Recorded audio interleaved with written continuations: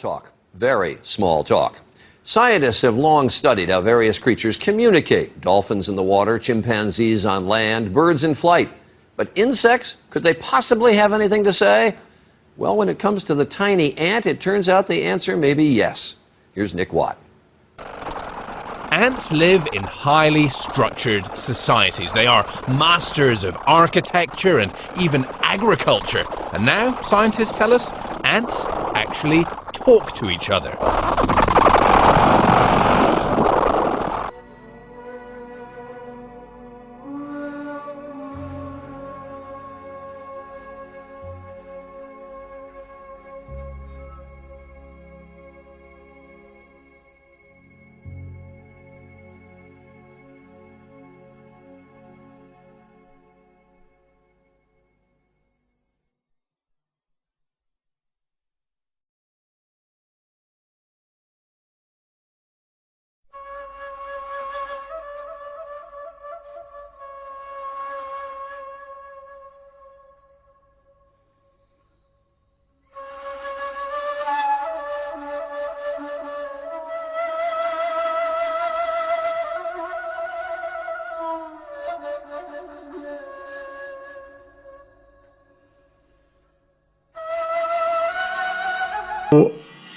I may consume quite a bit of your time if I want to tell you all about Dr. Keith Moore. However, briefly, Dr. Moore is the Dean of the College of Medicine at the University of Toronto in Canada. He is a professor of embryology, has been professor for 20 years in the University of Manitoba in Winnipeg. And he has been the chairman of the department for 11 years. Dr. Moore has written about 7 books actually, 4 books in embryology, 1 in neuroanatomy, and 2 in gross anatomy. Dr. Moore is a fellow of International Academy of Psychology.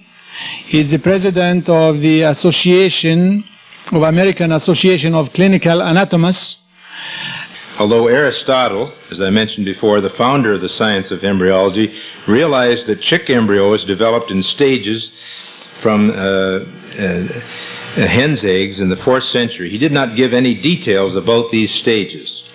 Also, the early human embryo is of such a minute size that detailed studies would have been impossible without the microscope.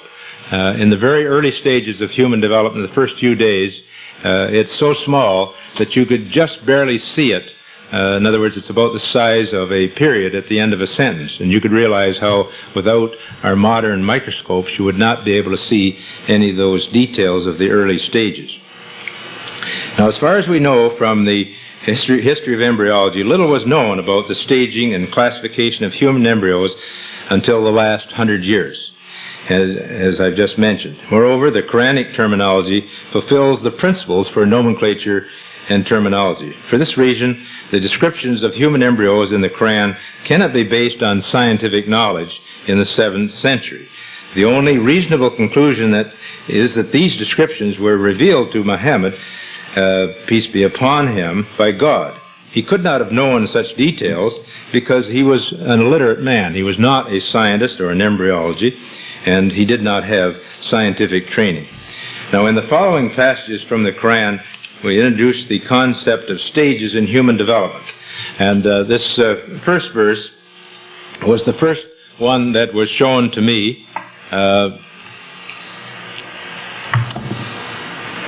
And you can read that there.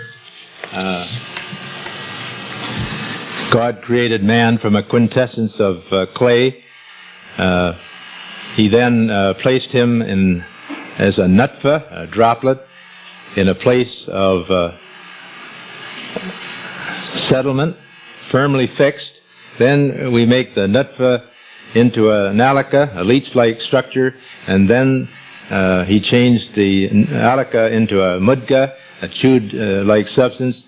Then we made out of that mudga Isam, I can't read too well here, skeleton, and then we clothed the bones with muscles. Then we caused him to grow, and then we came into bone, into being, and attained the definitive human form. So blessed be God, the best to create. This is from one of the surahs. So, we have the next one, I believe, that shows this is the Islamic.